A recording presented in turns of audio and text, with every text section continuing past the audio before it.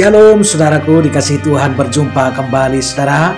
Kiranya Tuhan memberkati saudara dimanapun berada. Doa dan harapan kami, kita semua sehat-sehat dan dalam perlindungan Tuhan. Baik Bapak Ibu dikasihi Tuhan, ketika yang bangkit mengutus. Kita baca kebenaran firman Tuhan dalam Yohanes 20 ayat 21. Sama seperti Bapa mengutus aku, demikian juga sekarang aku mengutus kamu. Saudara, kebangkitan Yesus bukan akhir dari kisahnya, tapi awal dari sebuah misi global, saudara. Setelah bangkit dari kematian, Yesus tidak langsung naik ke surga. Ia justru melanjutkan pelayanannya, bukan untuk orang banyak, tapi untuk sekelompok kecil murid yang ketakutan dan ragu. Saudaraku, selama 40 hari setelah kebangkitannya, Yesus menampakkan diri beberapa kali kepada murid-muridnya. Ia tidak hanya muncul dan hilang, tapi hadir untuk menguatkan, hadir untuk mengajar, dan menyiapkan mereka untuk tugas besar. Artinya Bapak Ibu, menjadi saksinya ke seluruh dunia. Menurut catatan perjanjian baru, saudara, Yesus menampakkan diri setidaknya 10-12 kali, termasuk kepada lebih dari 500 orang sekaligus yang tercatat dalam 1 Korintus 15 ayat 6. Nah saudara yang dikasihi Tuhan, ia menampakkan diri di taman kepada Maria Magdalena, di ruang terkunci kepada para muridnya, di jalan menuju Emmaus, di danau saat para murid sedang menjala ikan, dan bahkan di Galilea untuk memberikan amanat agung. Saudaraku, setiap penampakan itu penuh makna, membuktikan bahwa ia hidup, haleluya, dan bahwa kematian tidak bisa menghentikan misi kerajaannya. Saudara, yang menarik saudara, Yesus tidak mencela para murid yang sempat lari menyangkal.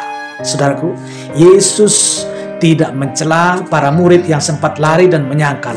Sebaliknya ia datang membawa damai, damai sejahtera bagi kamu. Saudaraku, adalah salamnya yang berulang. Damai sejahtera bagi kamu. Nah, seolah ia berkata, aku tahu kalian gagal, tapi aku masih memanggil kalian. Saudara, disitulah pelayanannya berlanjut. Bukan hanya menyatakan diri, tapi memulihkan hati.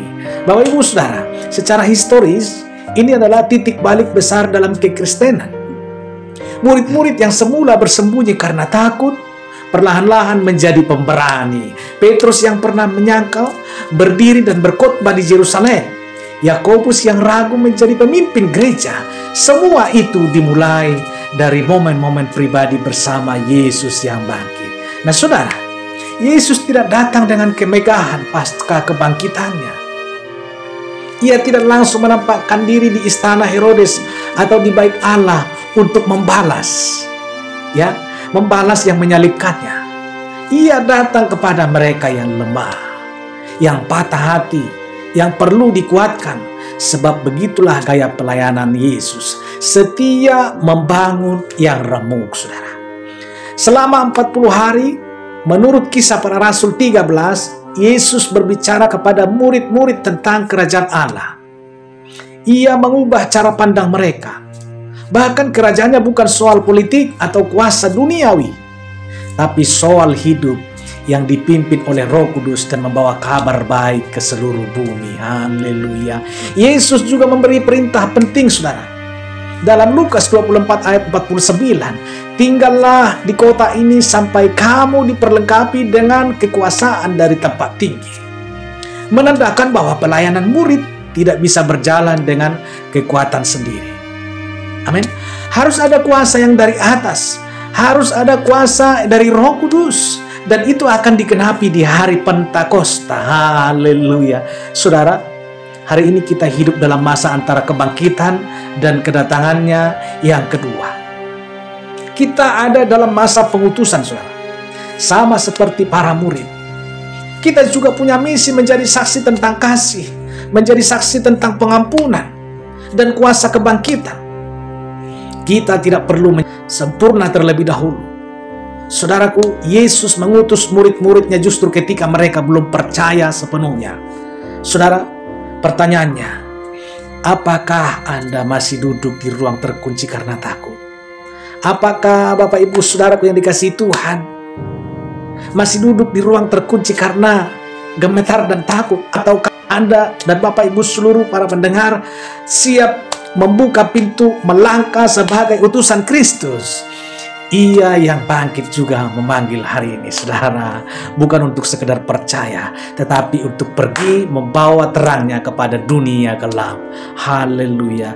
Bagaikan suratan Kristus yang dapat dibaca oleh setiap orang, kita melangkah kemana Tuhan tuntun, baik di setiap aktivitas pekerjaan kita, di dunia yang kita tempati dimanapun kita berada.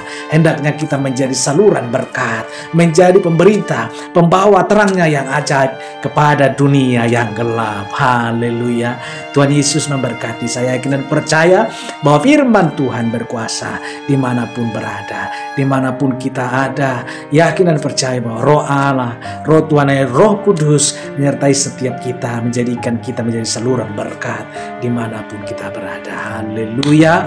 Tuhan Yesus memberkati. Bapak Ibu saudaraku dikasihi Tuhan, apabila diberkati dengan video ini, Bapak Ibu dukung kami dengan tekan tombol subscribe-nya, like dan share, supaya banyak jiwa-jiwa mendengarkan kebenaran firman Tuhan.